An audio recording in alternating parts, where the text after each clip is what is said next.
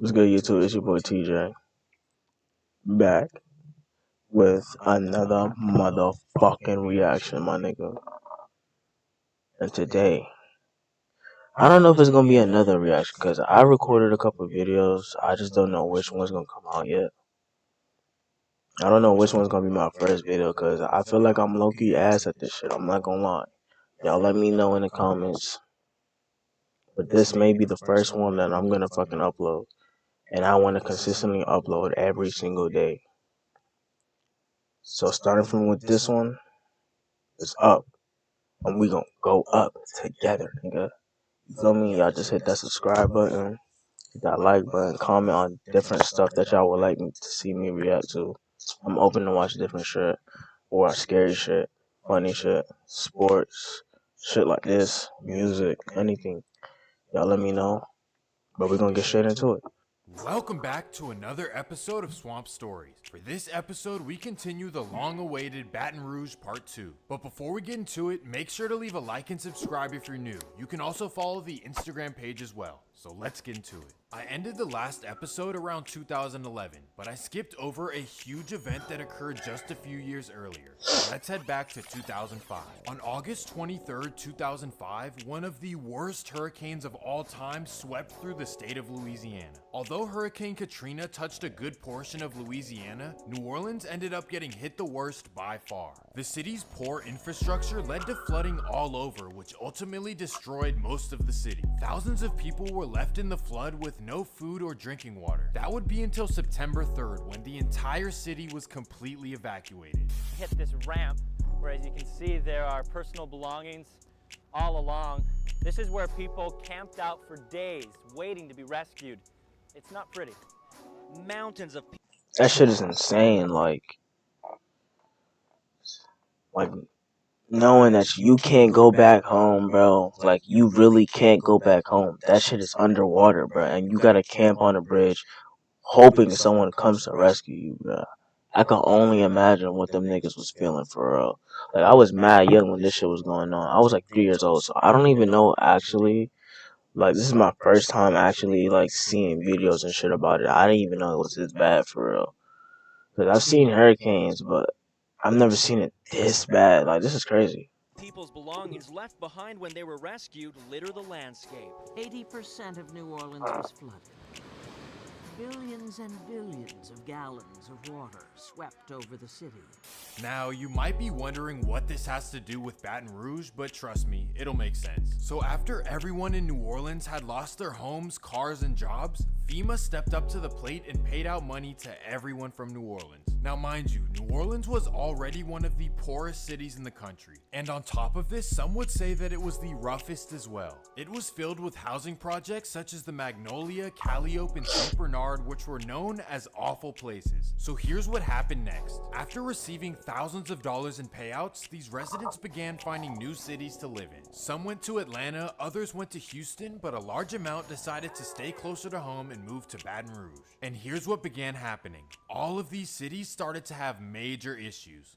Atlanta, Houston, and Baton Rouge began being taken over by the most cold-blooded guys they had ever seen. The New Orleans people were not afraid to take over anywhere they went. So an already poor and distraught city had a major influx of people who had all but given up on life at this point. But instead of housing projects like New Orleans, Baton Rouge is full of houses just like this, everywhere. It's really like the Detroit of the South. You can drive down the street and assume a house is abandoned and then see a family living inside. It's a whole different level of struggle that you won't find anywhere else. Well, the New Orleans influx resulted in Baton Rouge having the highest spike in crime they had ever seen. So the already crazy city had gotten much worse just like that. And for those of you who think I'm exaggerating, I'm really not. The generations of broken homes, abuse, crime, lack of guidance, and overall sense of fear has led to absolute chaos in the city of Baton Rouge.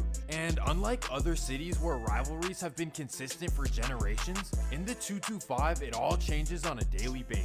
Friends turn into enemies, families cross each other, and no one seems to care one bit about the consequences. Simply bumping into someone at the mall can be the end for you. Welcome to the new Baton Rouge. But Bro, at this point, At this point, that is damn near everywhere, bro. This is damn near everywhere. You bump into the wrong nigga, you say some shit to the wrong nigga, you gotta fight a gang of niggas. You gotta you gotta have an arsenal to be bumping into niggas nowadays, because they gon' fucking, they whole fucking crew gon' want your head type shit. So this shit is insane. I ain't gonna lie to you. Before we get into it, let me run the intro.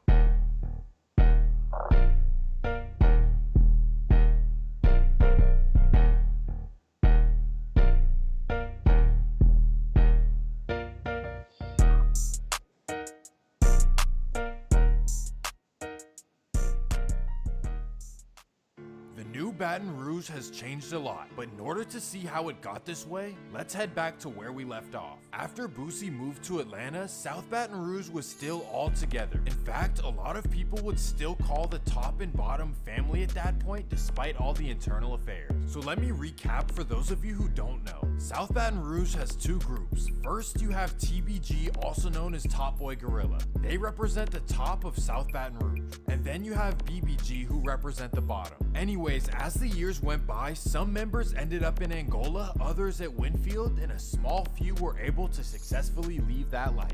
And that leads us to the new TBG. Let me break it down. TBG began having a new leader, a young man by the name of Garrett Burton, also known as G Money. He grew up in the Glen Oaks neighborhood of North Baton Rouge. And I know that may sound confusing, but neighborhoods don't matter at all. Instead, it's all about who you roll with. And G Money was introduced to TBG through his uncle, who goes by Cleasy5. Anyways, without a mother or father present in his life, G Money had to fend for himself at a very young age. He also had the responsibility of watching over his younger brother named Lil Herc. This guy is pretty important to the story, but at a certain point in his childhood, I knew who G Money was. I didn't know he had a little brother though. And I listened to G. That shit's so crazy.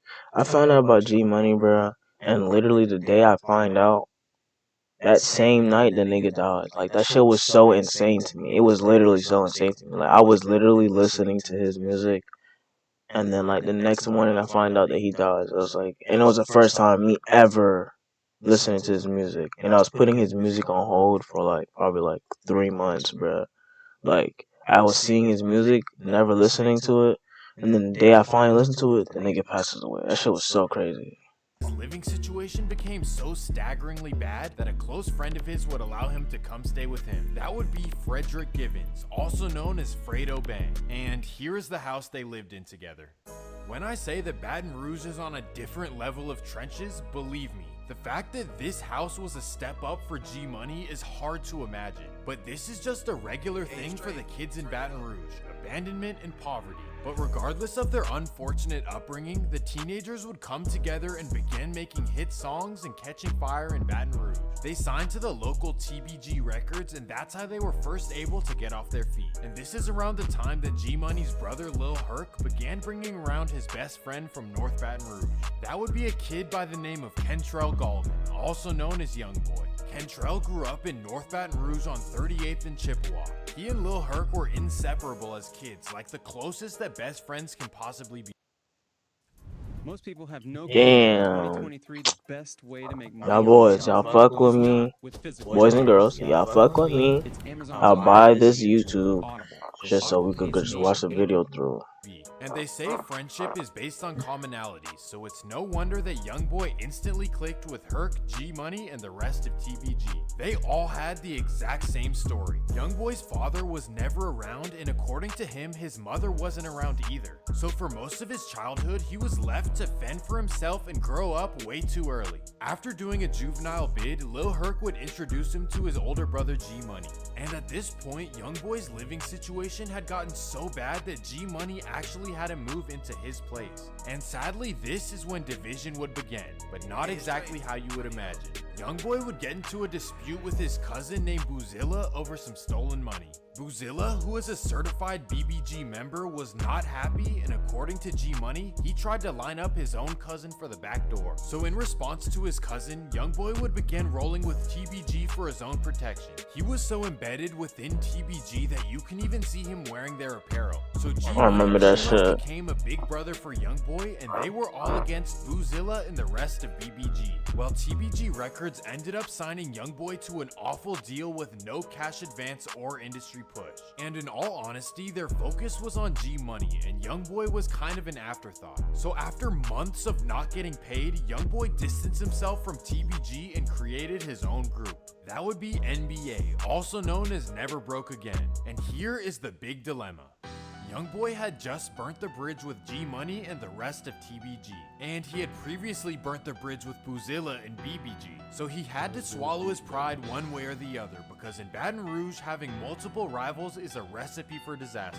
So finally, YoungBoy decided to rekindle his relationship with his cousin Boozilla and start rolling with BBG, and this here would not please G Money one bit. He felt betrayed by YoungBoy, and he's not really wrong for that, but in his defense, he really needed to go elsewhere due to the lack of money, but maybe joining forces with his rivals was a savage move. So G Money would get back at him in the pettiest way possible. He allegedly would have an affair with YoungBoy's sister, and to make everything worse, he would rap about it and then talk about it in an interview. Bro, I remember this shit, bro. I remember this shit. I ain't gonna lie to you. I remember seeing interviews and shit. I didn't know this shit was like for real though. He mad about his sister too though. About his sister? Yeah, a long time ago. Oh, okay. Yeah, he mad about that.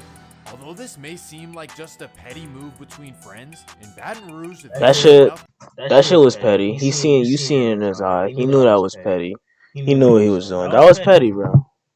Come on, bro. We all know that was petty. He looked at the camera and everything. He knew what he was doing. To start a rivalry, and that's exactly what would happen.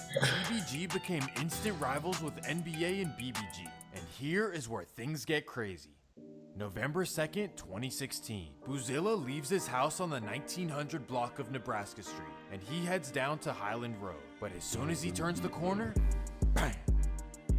This incident would devastate BBG and YoungBoy especially, but they're so used to this that any sad emotions had to take a backseat. So YoungBoy and two of his close BBG friends would wait for a few hours for the scene to clear, and then they would take a trip down to South Baton Rouge.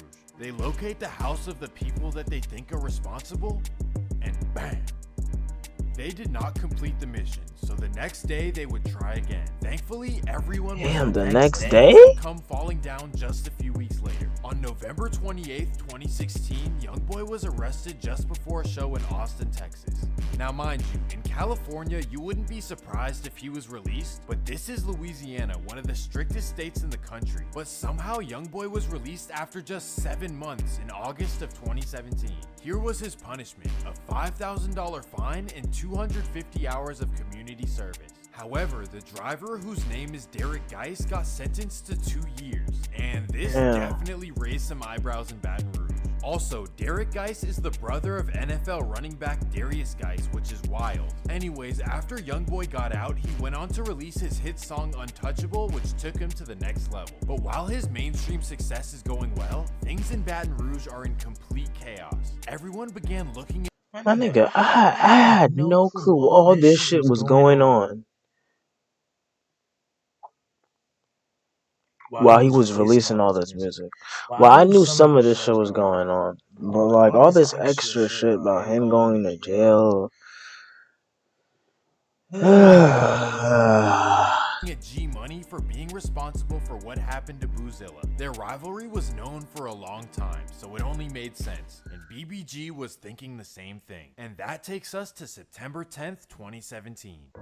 G Money goes to the studio on Dallas Drive, and after the studio session at about 2 in the morning, he casually steps outside. Bang!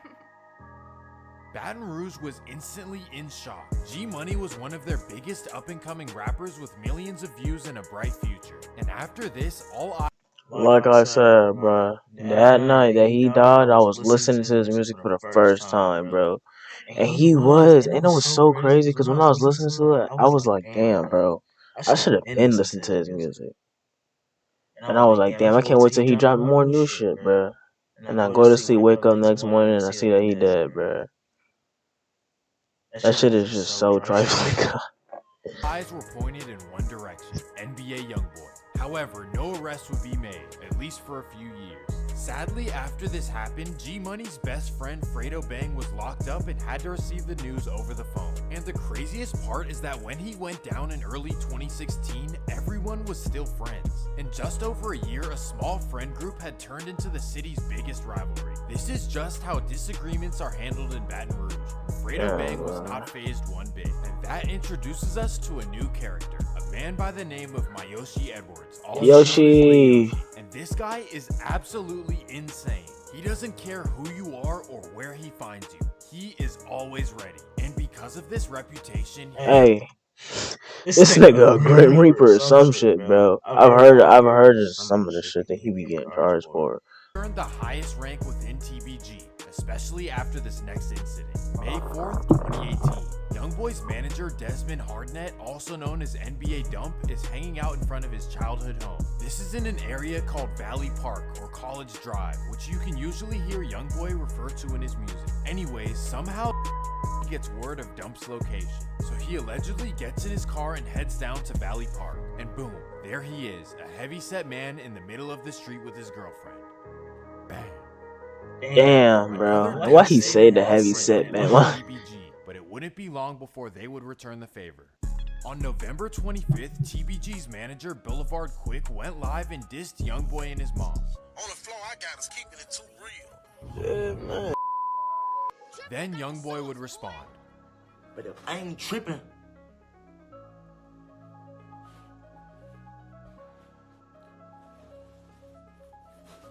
mama,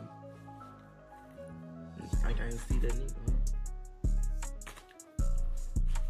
It's a joke, man.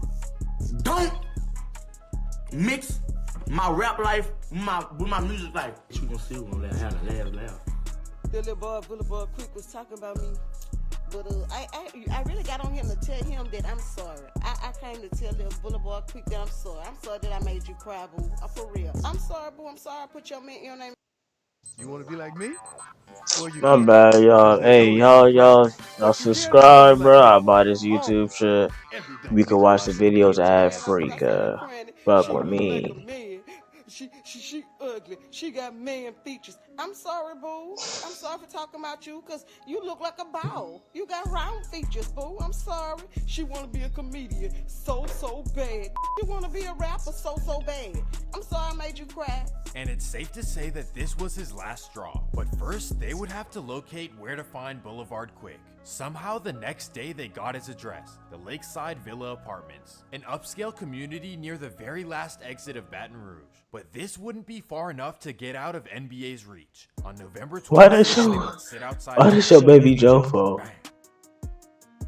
At this point, all relations are beyond repair, and NBA YoungBoy has built a reckless reputation. And this reputation is valid because he will literally react to any instigation as if he's not a celebrity. Whether it's in LA getting pressed by the bounty hunters, which he wasn't scared one bit, or at the mall being pressed by a random person, YoungBoy will throw his life away for his pride 9 times out of 10. But for 2019 and 2020, he completely owned those years, banger after banger. Sadly though, things would come to a halt in September of 2020. During a music video in Baton Rouge, a neighbor would call 911 due to loud music and commotion. So BRPD would show up, which kind of seems to be rare. Well, at least given what Quando Rondo said. You ever been around Baton Rouge? Come on, man. Come on, man. I mean, can you compare? Do you think Baton Rouge? What's the difference between Baton Rouge and Savannah? You think? What you would say? Baton Rouge ain't got no police like that, boy. You could get away with anything, bro. Straight up. Anyways, they would find all kinds of tools that YoungBoy cannot legally be around. They also confiscated $80,000 cash. However, YoungBoy was released on bond. But then on March 22nd, 2020, that nigga had looked like a badass kid right there. 2021, he would run into more trouble. While in LA, another neighbor would call 911 about chaos at YoungBoy's Airbnb. LAPD would arrive and YoungBoy would take them on a chase through the neighborhood. Well, he wouldn't make it far, and this might have been his last straw. At first, he was facing over 20 years, but I now remember it's this looking more shit. like 3 to 7. And the judge allowed him to move to Utah on house arrest and record music, which he now drops an album like every week, it seems like. But there are 2 reasons That nigga he drops bored. so much. First, he signed a deal with Atlantic Records where they own all the rights and profits to his music, and he has to drop a few more projects to get out of the contract and finally make some money. And the second reason is that he's facing all these years, so he needs to have some music stored. Well, after YOUNGBOY went down, so would some more key players in Baton Rouge. TBG's top enforcer, Late Yoshi, would finally go down for all kinds of incidents, one of which occurred in Miami where he spotted YOUNGBOY at a hotel. He is currently facing 20 years. Then, a key factor on YOUNGBOY's side would go down as well. DeAndre Fields, also known as NBA Pap, went down for the events on September 10th, 2017, where G Money lost his life. So here I heard we are about in that. 2022, and NBA YoungBoy's success is at an all-time high. But despite the success, his personal and family life has not gotten better one bit. In fact, he's What? That inadvertently boy. creating the same cycle for That his boy own on children. Shade And what Room I meant every by other that, day. well, Somebody he always already talking about has him every 8 other kids day. by 7 women at the age of 22 years old. And between going on tour, studio time, and jail bids, it would literally be impossible for him to be a full-time father. But in his What? defense, I truly believe that he does not know any better. This is how he was raised and all of his friends as well. And it's possibly how his parents were raised and on and on. It's evident that YoungBoy has been looking for love and acceptance I mean, you his see entire it. life. It's a pattern. It's a pattern through us young black men living in the hood that don't be having no father. In his case, his mother wasn't around. There's no guidance. All you got is a whole bunch of badass friends. You don't know what's right. What you don't know what's right from what's wrong. You don't know what to stay away from. You don't know what you want in your life for real. Like you just be doing shit. Like you just be living. Like a nigga just be floating, nigga. Like To his grandma being the only person he has ever felt love from. So it's no wonder that he jumps from BNE to TBG to BBG and then to NBA. It also reflects in This his nigga's stupid. relationships as well. It seems like every month he's dating or having a kid with a new woman. And not to play therapist here, but he also raps about needing his mom in his life and how she wasn't there when he needed her most. But this upbringing isn't unique to YoungBoy at all. In fact, everyone in this video has a similar story, and that really makes you wonder. that's what I'm saying. Like it's a normal thing for Do they them. really hate G Money that much to the point where they wanted him gone? Or deep down, do they see themselves within him? At the end of the day, we all wish they could see the bigger picture, and that the little issues they have with one another are literally so minimal in the grand scheme of things. Everyone in this video is talented and a potential millionaire, and if they had handled their issues peacefully, they'd all be on a beach together laughing to the bank. But sadly, this reality hasn't sunk in, and honestly, how could it? When you have to worry about watching your back 24/7 or wondering where your next meal is gonna come from, the bigger picture is the last thing on your mind. For that reason, Baton Rouge is a giant trap, inescapable. When you in a constant, when you're in a constant, like your mind is just like, you just 10 toes all the time. Like you're in an environment where you gotta stay 10 toes all the time and be aware of your surroundings. You're not gonna really think of the bigger picture. You thinking about right now, how am I gonna get out this situation if something happens? That's what you thinking about. You thinking about just living today. You're not thinking about the next 2 years, man. Anyways, YouTube, y'all let me know what y'all think about the video. Like, comment, subscribe. Let me know what the fuck y'all want. What else y'all want me to react to, bro? I want to react to shit like this, music. You know, I'm trying to be a little diverse on this shit, bitch. So let me know. The fuck. I'm just geek. I ain't gonna lie. But y'all like, comment, subscribe, hit the post notifications. And I'll see y'all in the next one, bro.